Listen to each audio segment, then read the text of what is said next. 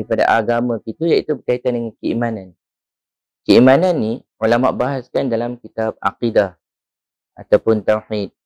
Maka di situ perbahasan iman dibahaskan berkaitan dengan Allah, berkaitan dengan Nabi, berkaitan dengan malaikat, berkaitan dengan kitab-kitab, berkaitan dengan akhirat, berkaitan dengan takdir baik dan buruk. Semua dibahas dalam kitab tauhid dan kitab akidah. Tuan-tuan dimulakan oleh Allah SWT, timbul persoalan. Kenapa kita hanya perlu belajar kitab sifat 20 sahaja? Yang lain kita tak perlu. Kita kata, boleh belajar yang lain, tidak ada masalah. Cuma sifat 20 ni dia ada satu kaedah yang ulama telah tetapkan. Jadi kaedah tadi kita ambil daripada dulu sehingga sampai sekarang orang yang belajar kaedah tadi, alhamdulillah iman mereka terselamat.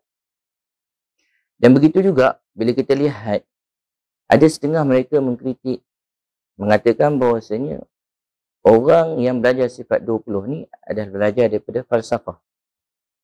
Sifat 20 diambil daripada falsafah. Kita kata tidak. Bukan totally apa yang kamu dakwa itu betul. Mungkin sebahagian kita kata, kenapa? Kaedah. Ya kaedah. Yang ada dalam sifat 20 semua sabit dalam Al-Quran. Boleh tengok sendiri. Berkaitan dengan kewujudan. Adakah kita nak menafikan kewujudan Tuhan? Berarti tidak. Berkaitan dengan baqa dalam Quran semua. Dan semua yang ada kaitan tu semua dipanggil ayat muhkamat. Oleh sebab itu, bila orang yang belajar sifat 20, dia jarang bahas tentang mutasyabihat. Sebab itu, dia tak ada masalah hati buat mutasyabihat ni. Dia hanya bahas tentang muhkamat. Muhkamat benda yang jelas. Benda yang jelas. Bila datang firqah-firqah batilah selepas itu, mereka cuba kacau bahagian mutasyabihat. Kat situ jadi sesat banyak. Sebab itu, bila kita tengok sifat 20, semua bahas tentang muhkamat. Adapun susunan tadi kaedah. Kerana pada waktu itu mereka berhadapan dengan orang yang falsafah. Sehingga timbulnya daripada falsafah tadi orang yang menolak ketuhanan. Maka kaedah dibuat. Tapi hakikat dalamannya semua daripada Al-Quran. Sebab itu alhamdulillah daripada dulu sampai sekarang orang menerima bahawasanya akidah Asy'ariyah Maturidiyah adalah daripada ahli sunnah wal jamaah. Bahkan kalau tengok Syekh Murtada Az-Zabidi sendiri, bila diitlakkan, beliau beritahu bila diitlakkan kepada ahli sunnah wal jamaah, mereka adalah Asy'ariyah dan Maturidiyah. Kenapa? Mereka adalah orang yang menyelamatkan akidah umat pada dulu zaman falsafah, sehingga selepas tu kaedah-kaedah mereka dipakai. Jadi tuan-tuan dimulakan oleh Allah SWT. Begitu juga pada hari ini, zaman kita zaman yang penuh dengan sains dan teknologi, sehingga ada disebabkan sains dan teknologi, orang telah keluar daripada Islam. Orang telah menjadi murtad. Orang telah menjadi... Kemudian bangkit ulama kita membuat satu kaedah mengikut sains dan teknologi.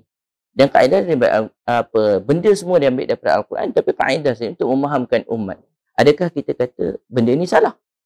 Sudah tentu tidak. Bahkan kita tengoklah sekarang ni, dulu pengajian pada zaman Nabi SAW lain. Sahabat-sahabat semua pergi berjumpa dengan Nabi di masjid.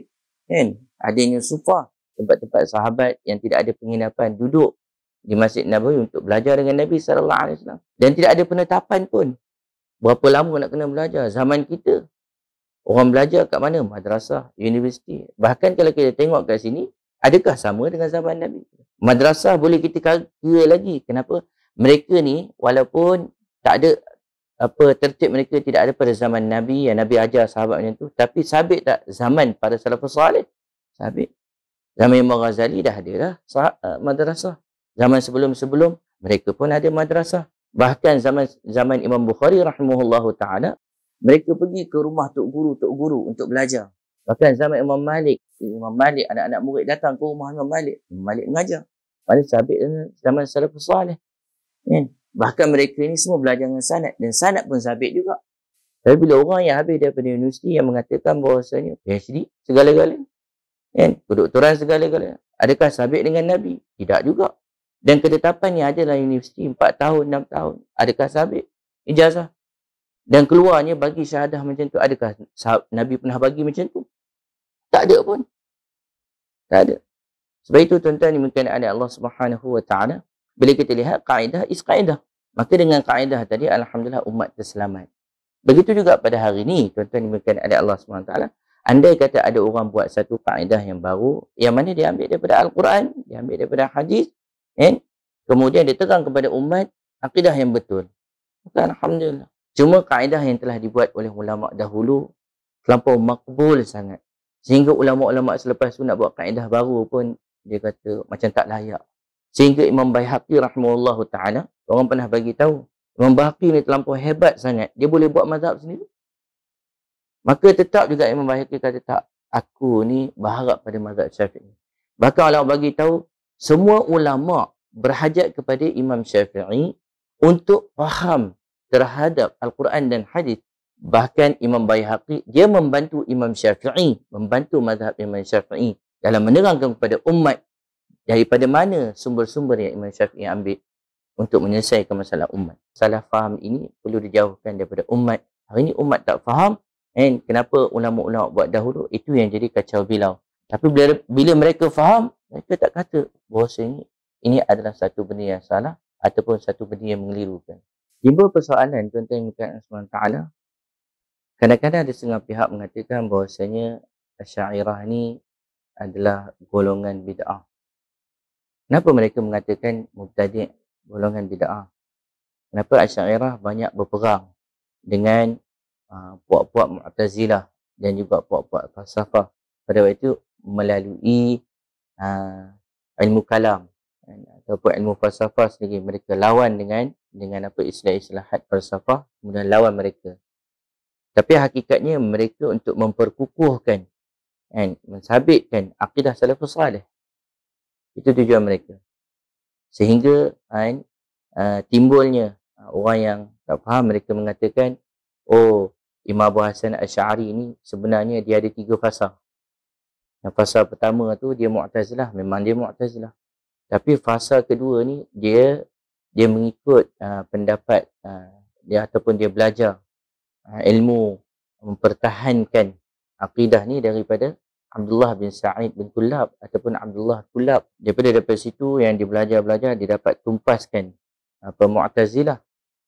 Kemudian selepas tu dia bertaubat daripada akidah Abdullah bin Kullab, Ibn Kullab. Maka dia pergi pada akidah salafus salih. Jadi tuan-tuan mungkin ada Allah Subhanahu Wa Taala tidak ada pun dalam sejarah membahaskan dia bertaubat daripada Abdullah bin Kullab, tak ada. Tak ada. Bahkan kita tengok dia bawa akidah Ibn Kullab. Dan Ibn Kullab ni kadang-kadang dia terlampau strict sangat dalam bab tafrid sehingga orang masukkan Ibn Kullab dalam Hasyawiyah. Pernah dibahaskan dalam kitab tarikh, cerita tentang pasal apa strict sangat dengan tafrid. Sebab apa? Memang mazhab kita ada 2. Ahlussunnah wal Jamaah sama ada dia ambil tafrid ataupun dia ambil jalan takwil. Sebab itu fasa dalam Imam Abu Hasan Asy'ari selepas dia meninggalkan Mu'tazilah, maka 2 fasa, iaitu dia pergi pada Ahlussunnah wal Jamaah yang mengambil jalan tafrid ataupun jalan takwil. Adapun bila banyak sangat berhadapan dengan Mu'tazilah dan al-falsafah, banyak pentakwilan dibuat, maka dia ambil jalan takwil untuk selamatkan umat. Dan begitu juga tuan-tuan mungkin ada Allah SWT, akidah ulama salafus salih seperti Imam Ahmad dan juga ulama-ulama terdahulu, mereka suka ambil jalan tafrid terus. Sebab itu mereka ada bertembung sikit seperti Al-Karabisi, Al-Muhasibi. Imam Al-Karabisi baik dengan Imam Ahmad. Tapi pertembungannya apabila Mu'tazilah Jahmiyah mengatakan bahawasanya Al-Quran itu makhluk. Al-Quran itu makhluk. Maka Imam Ahmad menolak. Bukan saja Imam Ahmad, semua kita menolak. Ahlussunnah wal Jamaah menolak.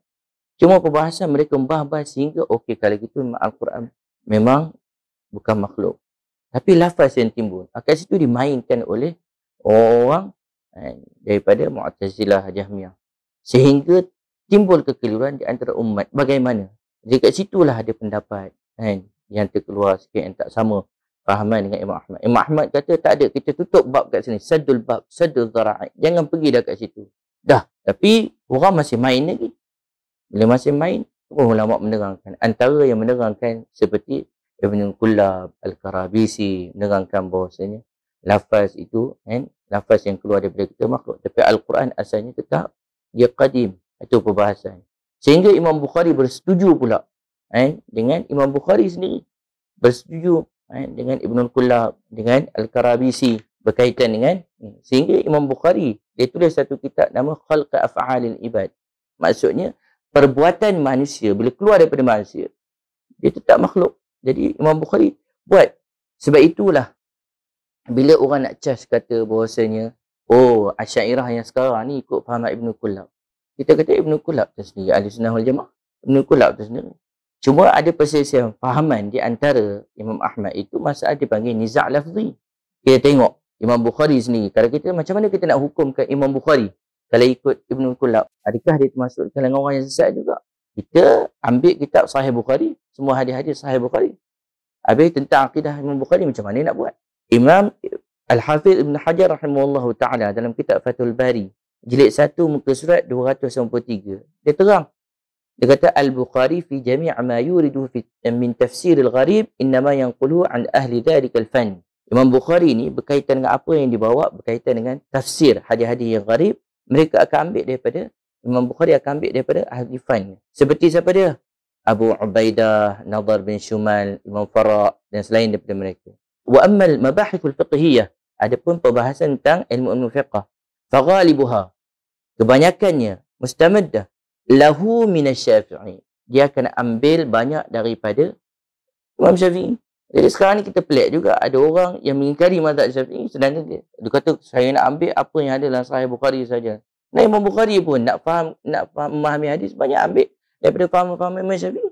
Wa Abi Ubaid, dan begitu juga Abu Ubaid dan seumpamanya.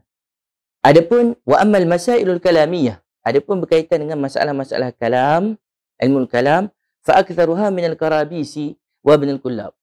Dan kebanyakannya Imam Bukhari ambil daripada Imam Karabisi dan juga Ibn al-Kullab. Wa nahwihima, dan yang seumpama dengan keduanya. Tahulah bahawasanya tengok orang nak menyesatkan Imam Abu Hasan Asy'ari pasal ikut Ibn Kullab. Habis Imam Bukhari kita dah sesatkan. Jadi tuan-tuan dimulakan ada Allah SWT, orang yang tidak mendalami betul-betul, dia tidak memahami. Ambil masalah sensitif kemudian timbulkan penjarakan yang jauh. Ini satu masalah yang saja diadakan untuk memecah belahkan umat. Kita cari mana jalan yang ada titik pertemuan tadi supaya kita faham permasalahan bukan sahaja perselisihan yang ada zaman dulu. Zaman sekarang pun sama juga. Kadang-kadang masalah kita tengok tak bertemu titik sahaja. Kita dah mula pisah jauh. Ulama dahulu. Dan Imam Ahmad, dia tak boleh terima cara pasal apa. Dia kata, kalau boleh sadul bab, jangan pergi dah kat situ. Sebab apa? Kata tidak, dia akan jadi berjaya-jaya. Maka mereka kat sini, Imam Ahmad dah berhenti kat sini. Yang mereka terpaksa ambil jalan ni, kenapa nak tutup lagi? Pasal apa? Kata tidak, orang awam tu akan banyak jadi sesat ikut sana. Jadi terpaksa dibahaskan. Itu keluarnya. Termasuklah Imam Bukhari pun terpaksa bahas. Sehingga Imam Bukhari keluarkan kitab Khalq Af'alil Ibad.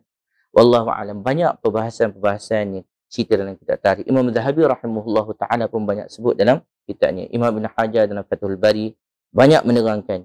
Begitu juga dalam kitab Lisanul Mizan menceritakan tentang orang menuduh Ibn Kullab sebagai Hasyawiyah.